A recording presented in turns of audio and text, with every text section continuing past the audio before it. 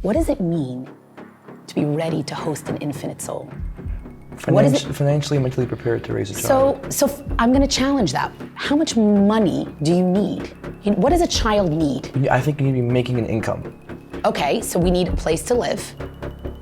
We need to have food on the table. Flowing income. Define flowing. Welcome back to another episode of Cross-Examined, where students explore big Jewish ideas. I'm Dan Kurganovich, a student at University at Buffalo. Hi, I'm Aaron Polonsky. I'm a second-year law student at University of Nevada, Las Vegas. Hi, Manya Lazaroff, shlucha at Chabad at Texas A&M University in College Station, Texas. How should one transition from a secular dating lifestyle to the Jewish lifestyle? We find that society's version or model for dating is currently like whoever, whatever, whenever, however, kind of like fall in love, love at first sight. It's probably the most important decision you'll make. And what's unbelievable is how much time did you spend figuring out which university you're gonna go to, right? Decent amount of time. Decent amount of time, researching the majors, the professors, maybe taking tours of multiple places, right? And somehow, the biggest decision you will make that will impact your future and future generations and actually continue the Jewish people, we think is just automatic or so accidental or so I say go with intentionality. But start first with dating yourself, getting to know who I am. And in order to do that, what you really need to do is say, okay, I'm a Jewish male. I'm a link in the chain from Abraham, Sarah. The Jewish people kind of are relying on me to continue the Jewish nation. How am I gonna do that? So when you take a kind of a journey inward to figure out who I am and what's important and where I'm headed, you already know what to enter into that GPS. Where is the destination? And then your decisions are more intentional, and intentional dating leads to intentional results. I heard a great quote concerning dating yourself last night, and it was about us reflecting on ourselves, like, would you go on a second date with yourself? And I thought that was amazing, because it's like, sometimes you really got to check in with yourself, like, Are you the person you want to be? It's amazing you said that, because I find that in a culture that's so obsessed with self, me days and self-care and self, the amount of time that we really listen to our inner voice and we really try to think of the deeper layers, what's on our minds, what's in our hearts. Like we really try to get to know who we are. We're in a society that's so, I don't have to tell you guys, so inundated with information, social media, apps, ping, we know, swiping right, we understand, we know what's out there, right? So in a culture that's so focused on self, we're also so, the noise of society and the input of information, the sensory input, doesn't even allow us to pause and reflect.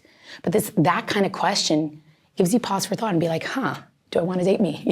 Would I want my daughter to date me, right? So these are good questions that we can ask ourselves to kind of really know, but I would zoom out even further and realize we're part of a very big cosmic story, the Jewish nation, this eternal people, this eternal family, and we're needed. So if you're needed, what does that mean? What does that look like? And then we're more intentional about the decisions we make, behaviors, our choices. So I think that the fact that line resonated with you is a really good sign. It means you're thinking. I have to add one thing though. Don't wait till you figure it all out. Don't wait till you fully know yourself, because guess what? 42, still learning things about myself. You never do. We're infinite potential. So at what point do you know? At what point do you know? I think when you can answer who I am, what are my values, what's important to me, where am I headed, and what kind of future do I want? When you can answer those questions, you're on track. And if you can't, surround yourself with quality people who you can have those kind of conversations, that kind of dialogue with, so you can get to know deeper parts of yourself. Make sense? Awesome. Yeah, totally. Let's say you meet the aforementioned criteria. Okay. And you believe you're ready for marriage, genuinely. Yeah. And you go down that path and you're ready to go, but you're not feasibly prepared for children. What do you do? Yeah, so it's interesting. Society kind of sends us these very interesting messages about readiness. So I was having a conversation with a young couple, lovely young couple, deeply committed to each other, loved each other, but they're gonna get married in 2028 because first they need X amount of dollars in their bank account, and this one needs to finish their PhD. And then they need to get a puppy, and then they need to live together. Can we keep a puppy alive together? Can we live together? How does this work? So it's like society gives us all these kind of metrics of what readiness looks like, and I would challenge that. What does it mean to be ready? So you talked about the dating part, knowing yourself and knowing where we're at, right? We talked about that and knowing where we're headed and all of that. But what does it mean to be ready? Funny story. A few weeks ago, I was at my first friend had her first grandson, and I was at the Brit Milah, the circumcision ceremony. And the young dad, it's my son's age, says, we're young. I don't know if we're ready, but he's here and we love him and I looked at him, I said, sweetie, let me tell you a secret. 22 years in, still not ready. What does it mean to be ready to host an infinite soul? Financially and mentally prepared to raise a child. So I'm going to challenge that. How much money do you need? What does a child need? I think you need to be making an income. Okay, so we need a place to live. We need to have food on the table. Flowing income. Define flowing income. A paycheck. Okay, so paycheck's a good start because we want to have a place to live. We need a place to live. We need food. I think we're again being sold this notion of what we need to live.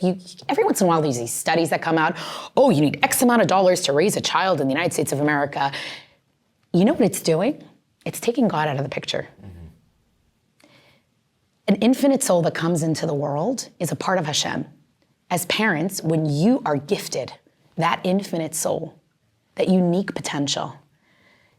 Someone asked me something about having, thank God, a large family. We have 7, including triplets. And when we had them, someone said, oh my goodness, so overwhelming. And I was like, each soul is such a gift. They have infinite potential. And God entrusted us with 3 at a time to raise and bring into the world and help them find their light and shine that light, their own unique infinite potential, their own space in history.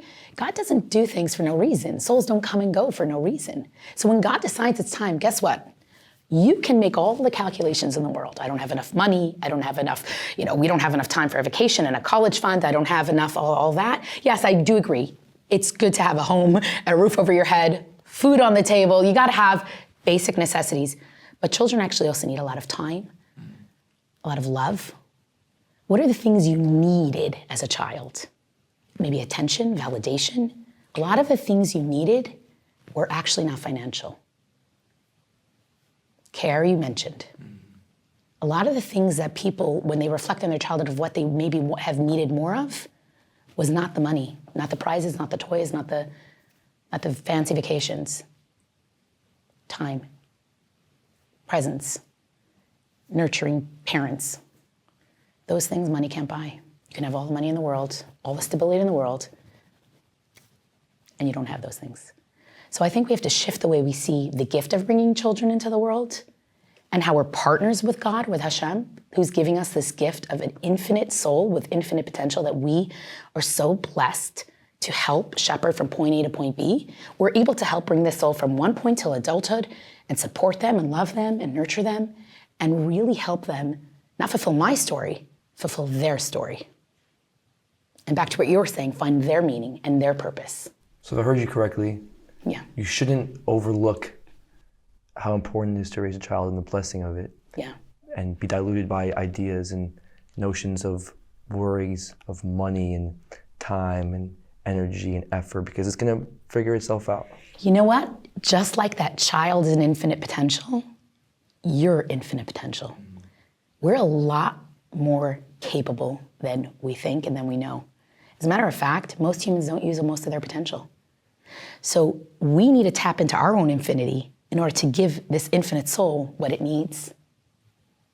Money is just a thing. Money comes, money goes. Think of the people who really valued you and made you feel unique in life. So I would just say, challenge what you're being told. Challenge that sound clip in your ear. Souls, God knows when souls come into the world. There are people who try to control it. I'm gonna have this amount at that point and this thing, and then guess what? I was just speaking to a young couple. Oh, I'm gonna have, or at this time we're gonna try for 1, and in 3 years, fertility is not a faucet we turn on and off. It's a gift. It's bringing a soul into the world. God knows when souls need to arrive. Man plans, God laughs. You know what? Yeah, not only does man plan and God laugh, God knows better than I know what's my path.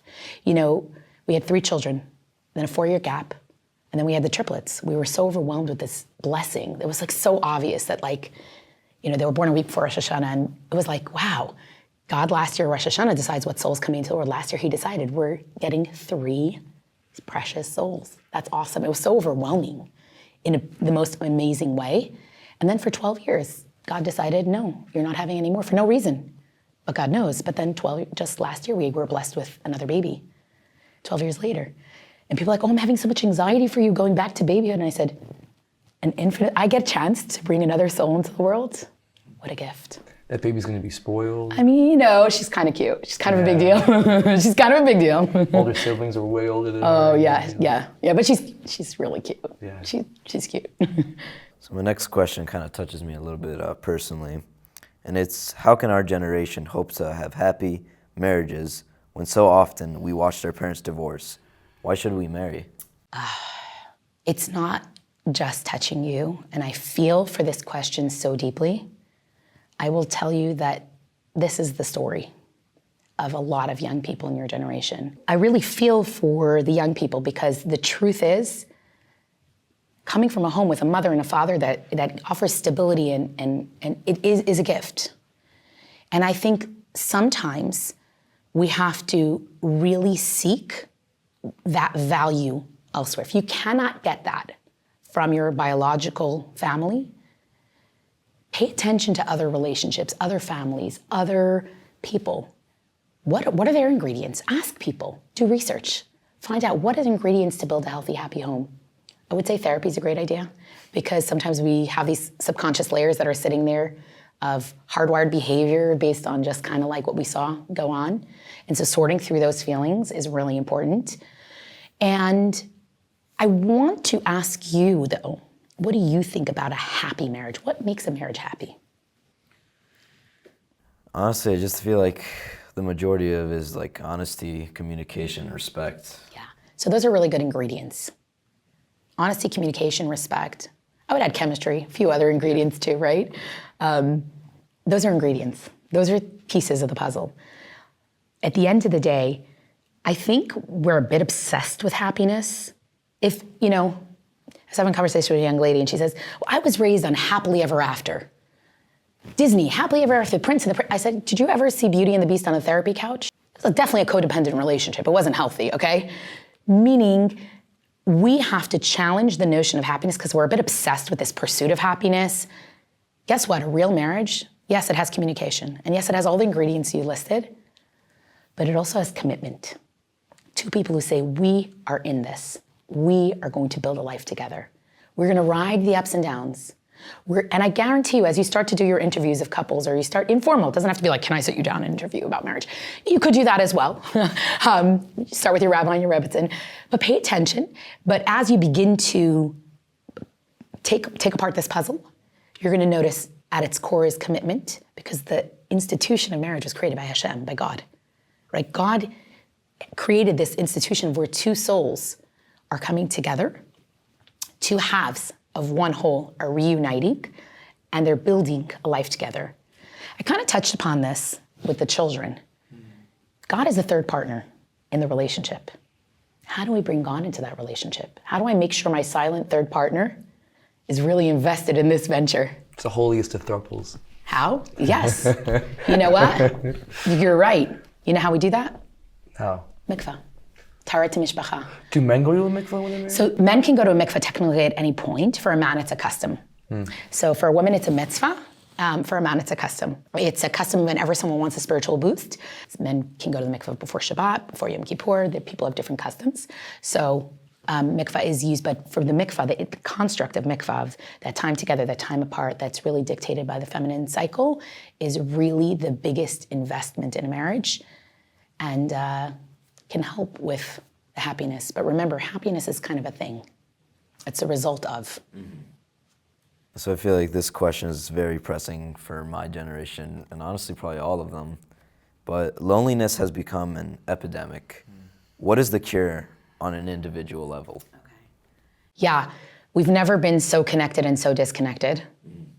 And ever in history, right? We're, again, so inundated. We're so pulled in so many directions. Life is so fast. Life is so fast, and there's so much pulling our attention. And loneliness is a real challenge for this generation. And you can find people who are in relationships and alone. You can find people who have friends who feel alone. You can find people who are married and feel alone. So loneliness is kind of a state of mind, right? It's kind of what's going on between my ears. How do I feel? And I think society will tell you sometimes, just get out there, go do things. And what I would say is, why am I feeling lonely? Like, try to get to know what's going on and understand where that loneliness is coming from. And maybe that loneliness means I haven't taken time to really connect with people.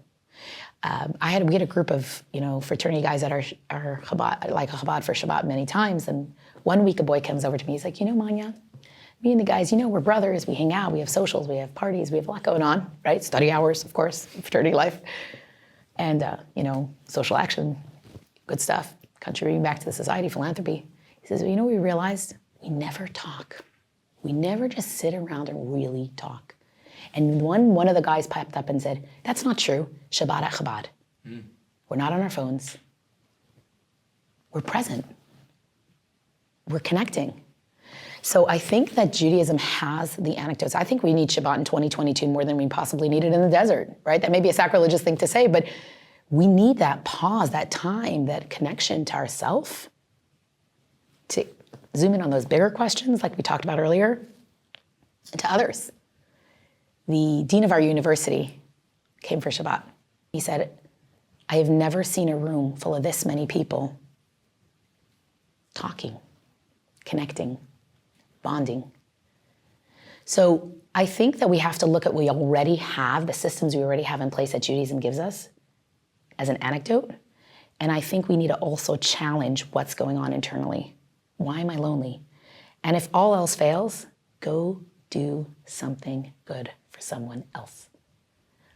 It's counterintuitive. You think, I'm feeling alone, I need to take care of me. Get out of your comfort zone. Go help someone else. Go make a difference in the world. Because when I get to know my inner potential, when I get to know and utilize the gifts God gave me to bring light into the world, to help others, form connections, internally and externally. An answer I would give to resolving the loneliness epidemic would be to try and stay off of social media, really, because you end up looking at all these people and you feel left out. Yeah. But more than that, I would say is be comfortable with yourself, be happy with yourself, and you'll go from your own skin. You'll go from feeling lonely and loneliness to not only accepting being by yourself, but perhaps even looking forward to it.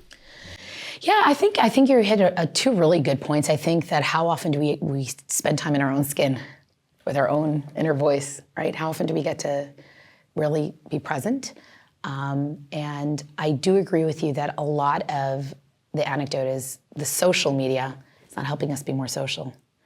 We look at someone else's 15-second Instagram reel, not even a reel because reels are longer, right there, their story, or someone's Snapchat, and we think we have it all figured out of what their life looks like. And we're the only one who's lonely. We're the only one who's not out on a Saturday night. It's like a false, you're comparing your life to false metrics or false reality. It's a masquerade. It is a masquerade, yeah. And it's really wreaking havoc. So the truth is we're the only ones who can shut that down. We're the only ones who can disconnect, who can do it for you. But Shabbat gives us that construct. It gives us that opportunity to pause.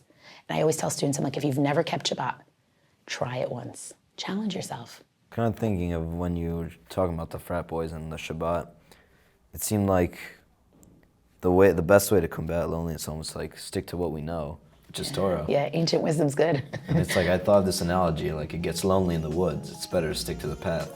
Yeah. Sometimes we need to be a little alone in the woods too. Yeah, sometimes, of course. It's good, yeah. You need both, I think. You need both. Thank you so much for watching. If you liked what you saw, please check out the channel, subscribe, and hit the like button.